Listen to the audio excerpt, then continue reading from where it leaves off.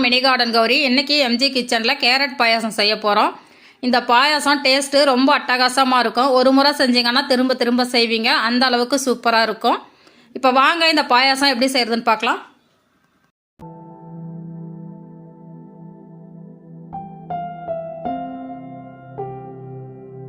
இந்த கேரட் பாயாசம் செய்கிறதுக்கு பார்த்திங்கன்னா ஒரு 100 கிராம் அளவுக்கு மாவு ஜவ்வரிசி எடுத்து வச்சுருக்கேன். இந்த ஜவ்வரிசியை ஒரு முறை நல்லா கழுவிட்டு ஒரு அரை மணி நேரம் ஊற வச்சுக்கலாம். இப்போ பாருங்கள், ஒரு அரை மணி நேரம் ஆயிடுச்சு ஊற வச்சு. எந்த அளவுக்கு சாஃப்டாக ஊறி இருக்குது பாருங்கள். இப்போ இதை வேற ஒரு பாத்திரத்துக்கு மாற்றிக்கலாம். இப்போ ஒரு சாஸ்பேன் எடுத்து வச்சுருக்கேன். அதில் ஊற வச்ச ஜவ்வரிசியை சேர்த்துக்கலாம். முதலையே இதில் 1 டம்ளர் அளவுக்கு தண்ணி ஊற்றி ஊற வச்சுருந்தேன். இப்போ இதில் ஒரு 3 டம்ளர் அளவுக்கு தண்ணி சேர்த்துக்கலாம். நான் ஜவ்வரிசி எடுத்த அதே டம்ளரில் தான் சேர்த்துருக்கேன்.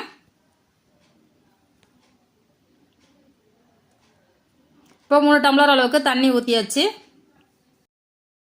இப்போ கேஸ் ஆன் பண்ணி ஜவ்வரிசியை வேக வச்சுக்கலாம். அடுப்பை ஒரு மீடியம் ஃப்ளேம்லேயே வச்சுக்கோங்க. ஜவ்வரிசியை அடுப்பில் வச்சதுக்கப்புறம் அடிக்கடி கலந்து விட்டுக்கிட்டே இருக்கணும். இப்போ ஒரு கரண்டியை வச்சு நம்ம கலந்து விட்டுடலாம்.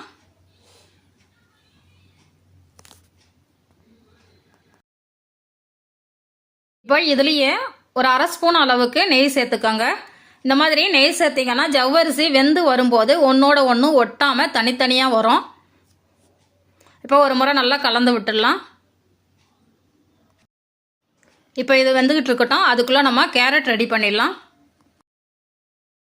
கேரட் பார்த்திங்கன்னா தோல் சீவிட்டு நல்லா கழுவிட்டு இந்த அளவுக்கு கொஞ்சம் பொடிசாக கட் பண்ணி வச்சுருக்கிறேன். இதனோட அளவு பார்த்திங்கன்னா 200 கிராம். இப்போ இதை ஒரு பாத்திரத்தில் சேர்த்துட்டு இது மூழ்கிற அளவுக்கு பால் ஊற்றிக்கோங்க. பால் பார்த்திங்கன்னா காய்ச்சி ஆற வச்ச பால் தான் சேர்க்குறேன். அடுத்து ஒரு 15-20 பாதாம் பார்த்திங்கன்னா தோல் உரிச்சிட்டு நைட்டே ஊற வச்சுருந்தேன். இப்போ அதை ஒரு முறை கழுவிட்டு வச்சுருக்கேன். அதை இந்த பாலில் சேர்த்துடலாம். இதில் நான் பார்த்திங்கன்னா வெறும் பாதாம் மட்டும்தான் சேர்த்துருக்கிறேன். நீங்கள் முந்திரி வேணும்னா கூட ஒரு 4-5 சேர்த்துக்கோங்க. அதுவும் நல்ல டேஸ்ட்டை கொடுக்கும். இப்போ இதை லோ ஃப்ளேமில் வச்சு வேக வைக்கணும். இப்போ ஸ்டவ் ஆன் பண்ணி கேஸில் வச்சுருக்கேன். இதை கலந்து விட்டுக்கிட்டே இருக்கணும். கேரட் நல்லா சாஃப்டாக வேகிற வரைக்கும் வெயிட் பண்ணுவோம்.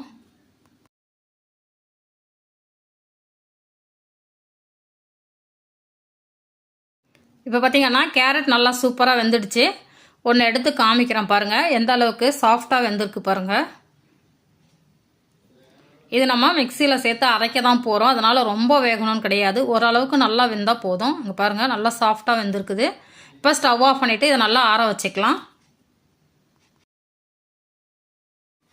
அடுத்து ஜவ்வரிசியும் சூப்பராக வெந்துடுச்சு பாருங்கள். இந்த மாதிரி கண்ணாடி மாதிரி வெந்து வரணும். அடுப்பை மீடியம் ஃப்ளேம்லேயே வச்சுட்டு இந்த மாதிரி கலந்து விடணும். அப்போ தான் அடி பிடிக்காமல் நல்லா வெந்து வரும். இப்போ லோ ஃப்ளேமுக்கு மாற்றிட்டு இது அப்படியே இருக்கட்டும் ஒரு 2 நிமிஷம்.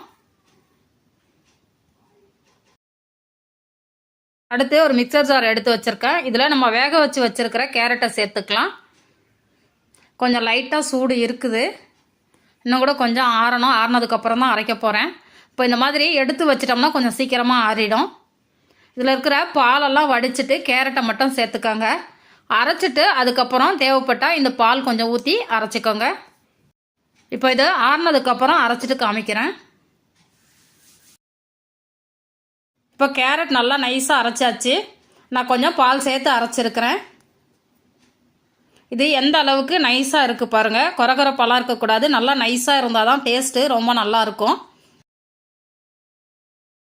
அடுத்து ஜவ்வரிசியும் பார்த்திங்கன்னா அடுப்பு ஆஃப் பண்ணல, லோ ஃப்ளேம்லேயே வெந்துக்கிட்டு இருக்குது.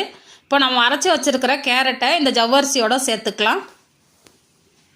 இப்போ ஜவ்வரிசியோடு சேர்த்துட்டு நல்லா மிக்ஸ் பண்ணி விட்டுடுங்க. இந்த கேரட் பாயாசம் பார்த்திங்கன்னா டேஸ்ட்டு ரொம்ப அட்டகாசமாக இருக்கும். கட்டாயம் செஞ்சு பாருங்கள்.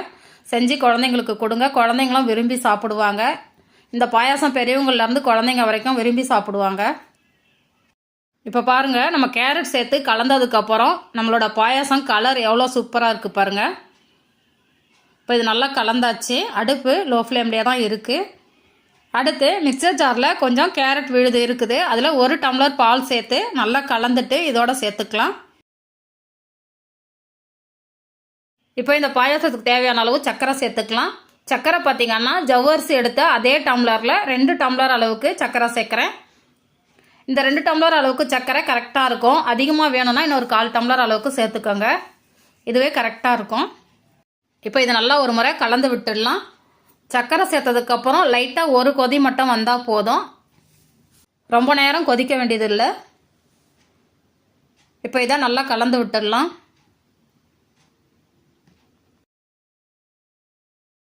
அடுத்து நான் 1 டம்ளர் அளவுக்கு பால் இதில் சேர்த்துக்கலாம். இது காய்ச்சி ஆற வச்ச பால் தான். இந்த பாயாசத்துக்கு மொத்தமாகவே பார்த்திங்கன்னா 1/2 லிட்டர் அளவுக்கு பால் யூஸ் பண்ணியிருக்கிறேன். எந்த அளவுக்கு பால் திக்காக சேர்க்குறீங்களோ அந்த அளவுக்கு இந்த பாயாசம் பார்த்திங்கன்னா ரொம்ப டேஸ்ட்டாக இருக்கும். இப்போ நம்மளோட கேரட் பாயாசம் சூப்பராக ரெடி ஆகிடுச்சு. இப்போ வாசனைக்கு ஏலக்காய் தூள் சேர்த்துக்கலாம்.